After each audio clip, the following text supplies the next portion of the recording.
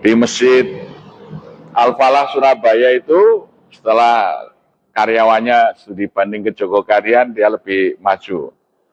Di pintu utama masjid itu diletakkan brankas. Brankas Pak, jadi nggak bisa diangkat berat itu. Ternyata kalau tahun sebelumnya itu setahun cuma sekitar ya infaknya itu 200-an miliar itu, meningkat hampir 500 miliar itu. Karena banyak bendel. Sebab kalau orang mau bayar, kemudian teradministrasi, itu sekarang orang takut tuh Pak, dikejar pajak. Jadi dilaporkan di keuangan masjid, ada infak dari Bapak H, sekian ratus juta gitu. Petugas pajak baca, didatangin orang ini. Loh ini kok belum dilaporkan ini pajaknya. Jadi orang nyumbang masjid aja malah jadi repot dikejar oleh petugas pajak sekarang ini ya. Karena negara kita yang kaya raya ini belum untuk rakyat. Jadi rakyatnya masih harus bayar pajak ya. Saya ke Bangka Belitung itu saya nanya gubernur di sana, Pak Gubernur, APBD Provinsi Bangka Belitung itu berapa? Oh, 1 tahun 1,3 triliun. Ternyata timah yang dikorupsi di Bangka Belitung itu 300 triliun. Jadi sebenarnya tanpa pajak itu bisa lebih dari 200 tahun dari hasil timah yang dikorupsi aja sudah cukup itu. Ya. Nah, bayangkan sekarang ini laut aja sudah bisa dijual pakai sertifikat kok. Sebentar lagi mungkin langit juga dikapling-kapling. Ini. Jadi apa yang menjadi sebab? Sebabnya orang baik tidak mau menjadi pemimpin. Karena dosanya para pengurus masjid yang melarang bicara politik di masjid. Akibatnya politisi-politisi jahat dan busuk yang menjadi pemimpin di negeri ini. Ya, sampai DKM-nya ingatkan, Pak, jangan bicara politik di masjid ya. Akhirnya raja korupsi itu jadi presiden. Untung kita cuma juara 3 ya. Ya gitu.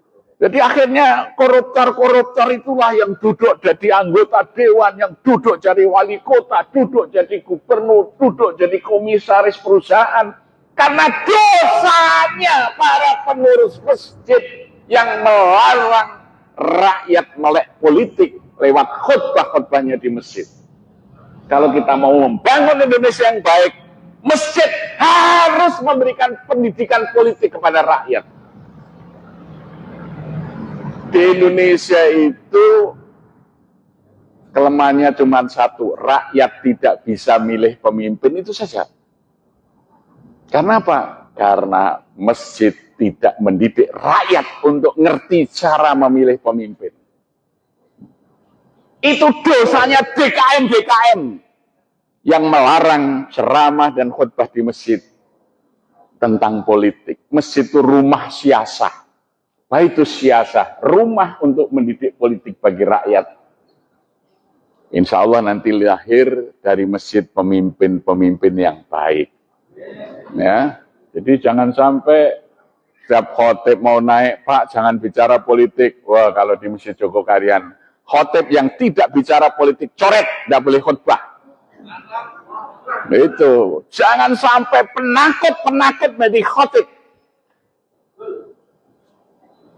Dulu Khalifah Malik bin Marwan datang Jumatan, khotibnya karena melihat Khalifah datang mendoakan mudah-mudahan Khalifah panjang umur, sehat. Malah Khalifahnya marah, kamu turun, kamu belum bisa khutbah.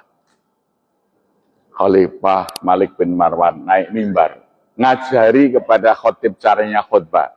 Kalau ada Khalifah, ada penguasa yang datang Jumatan, ingatkan, innallaha ya'murukum bil adli wal ihsan wa itaidil qurba wa yanha 'anil fahsai wal munkari wal baghi ya'idukum la'alakum tadzakkarun fala dzikrullahi akbar.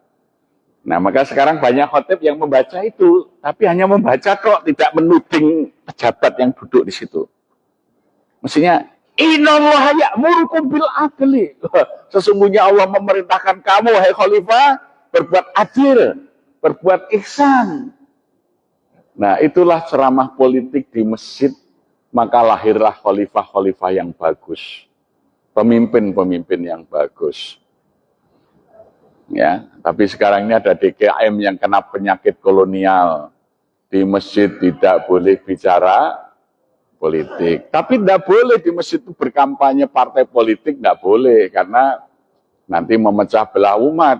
Ya, oh, masjid ini milih partai A, masjid ini milih enggak, tapi cara memilih pemimpin itu harus diajarkan.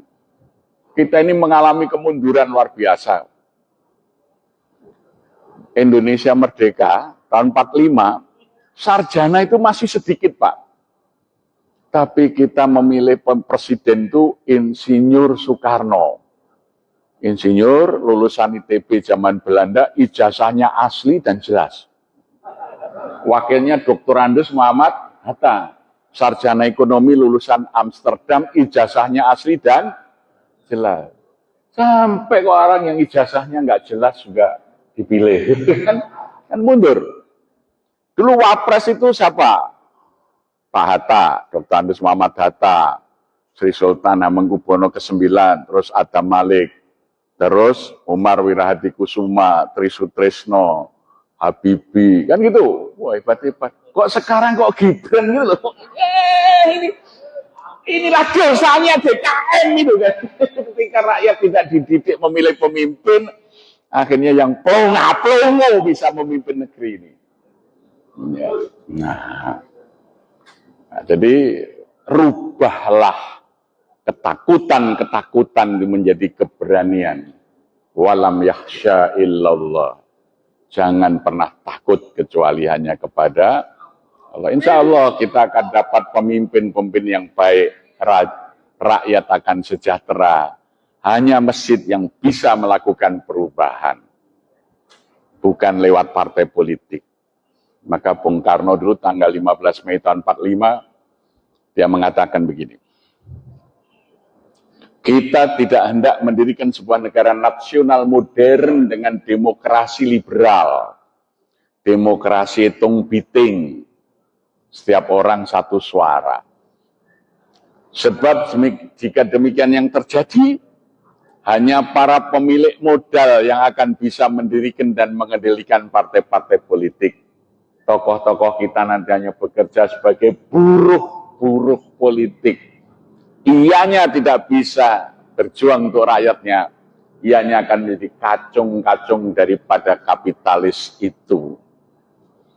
Ya, maka Ajengan Sanusi menyahut, kalau begitu Bung, kita sistem perwakilan saja seperti zaman Umar bin Khattab, Abdul Haliwal Aqdi, diperkuat oleh Kiai Haji Kahar Muzakir, kemudian dirumuskan oleh Ki Bagus Hadikusumo menjadi kerakyatan yang dipimpin oleh hikmat kebijaksanaan dalam permusyawaratan perwakilan. Nah, itulah demokrasi Indonesia, itu ada di sila keempat tadi, bukan hitung biting.